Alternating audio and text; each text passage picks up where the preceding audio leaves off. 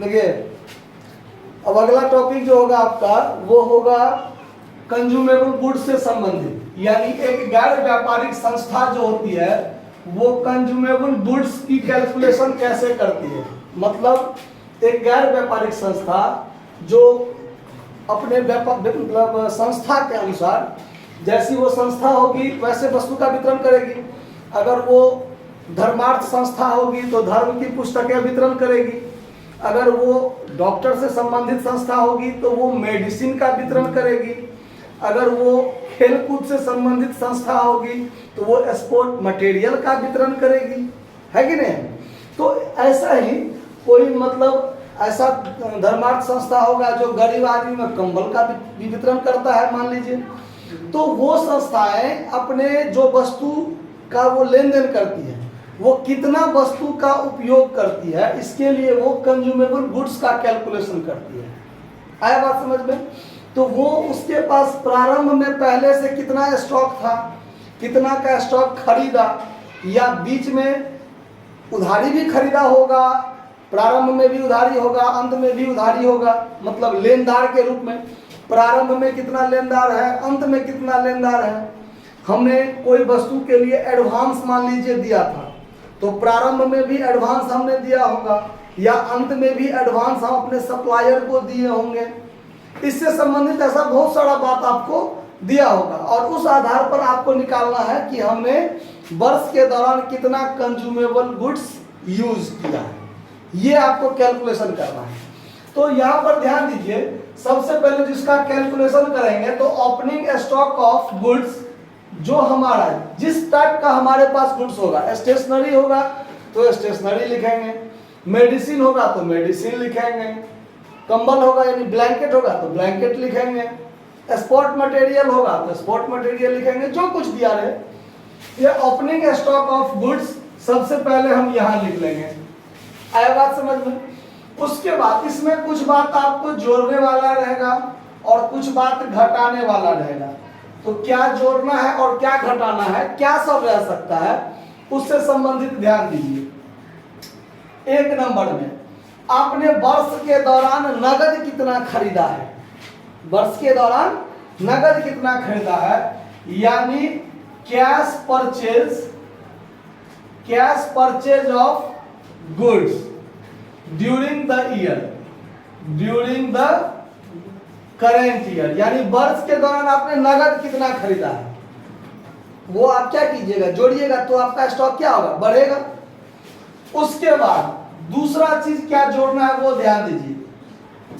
वर्ष के दौरान जो आपने उधारी खरीदा है, वर्ष के दौरान जो आपने उधारी खरीदा है तो उसमें क्या होगा, यहां ध्यान दीजिए, क्लोजिंग क्रेडिटर फॉर गुड्स, यानी साल के अंत में जो आपका क्लोजिंग क्रेडिटर होगा। तो क्लोजिंग क्रेडिटर मतलब पूरे साल हमने उधारी खरीदा और अंत में जो हमारा लेनदार बचा हुआ, यदि इसी साल हम उधारी खरीदे होंगे तब ना हमारा लेनदार है साल के अंत में। तो क्लोजिंग क्रेडिटर फॉर गुड्स यानी वस्तु का जो क्लोजिंग क्रेडिटर होगा वो हमारा इस वर्ष के दौरान उधारी खरीदे होंगे वो होगा, ठीक है। अगर ओपनिंग क्रेडिटर है, क्या है, यानी साल के प्रथम दिन अगर मान लीजिए हमारा क्रेडिटर है तो ये क्रेडिटर किस वर्ष का होगा, पिछले साल हम उधारी खरीदे होंगे उसका क्रेडिटर होगा। तो उस क्रेडिटर को हम क्या कर देंगे, लेस कर लेंगे, उसको हम लेस में रखेंगे, यानी ओपनिंग क्रेडिटर्स फॉर गुड्स, यानी अगर हमारा ओपनिंग क्रेडिटर होगा तो उसको क्या कर देंगे, लेस कर देंगे, जो पिछले साल का होगा, ठीक है। उसके बाद और एक चीज होगा जोड़ने वाला में, एडवांस फॉर सप्लायर, यानी वर्ष के प्रारंभ में अगर हमने एडवांस दिया है, किसको, सप्लायर का, कब, वर्ष के प्रारंभ में अगर हमने एडवांस दिया सप्लायर को तो ये एडवांस किस वर्ष के लिए दिया होगा, इसी वर्ष के लिए ना। साल के प्रथम दिन अगर हमारा एडवांस है तो ये एडवांस किस वर्ष के लिए होगा, वर्तमान वर्ष के लिए एडवांस होगा।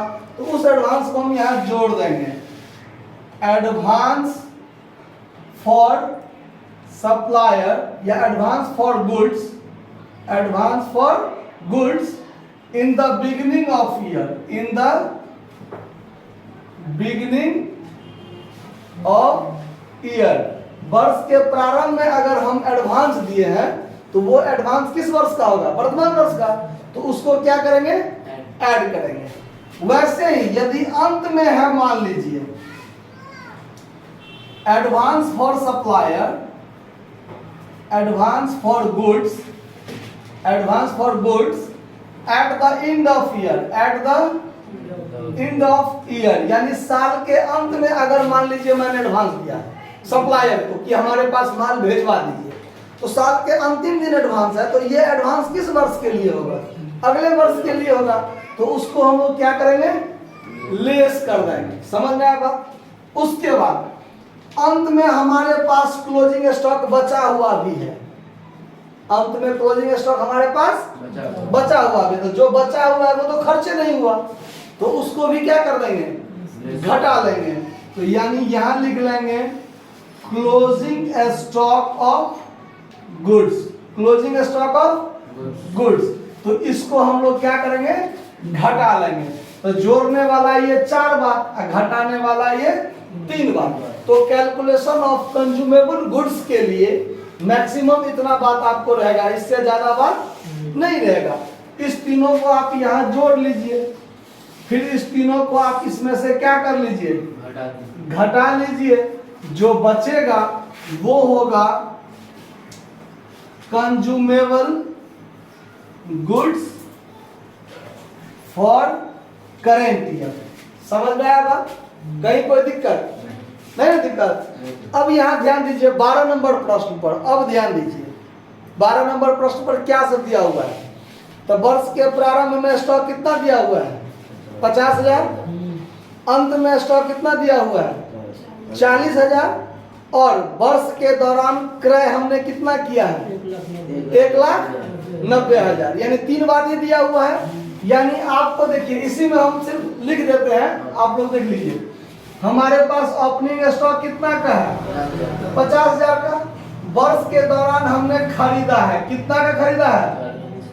1,90,000 का खरीदा है ना? अच्छा, और अंत में हमारे पास क्लोजिंग स्टॉक बचा हुआ है, ये चीज, यही चीज ना? कितना का? 40,000 का बचा हुआ है। तो ये 3 बात ही आपको दिया हुआ है। यानी ये बात आपको नहीं लिखना है, ये दोनों बात आपको नहीं लिखना है। ओपनिंग स्टॉक 50,000 का था, खरीदा 1,90,000। तो यहाँ 1,90,000 दे के जोड़ दीजिए, 2 लाख कितना हो जाएगा? 40,000। और फिर अंत में आपके पास 40,000 बचा हुआ है, तो ये 40,000 आप घटा लीजिएगा। तो आपने वास्तव में कितना गुड्स का प्रयोग किया? 2 लाख का।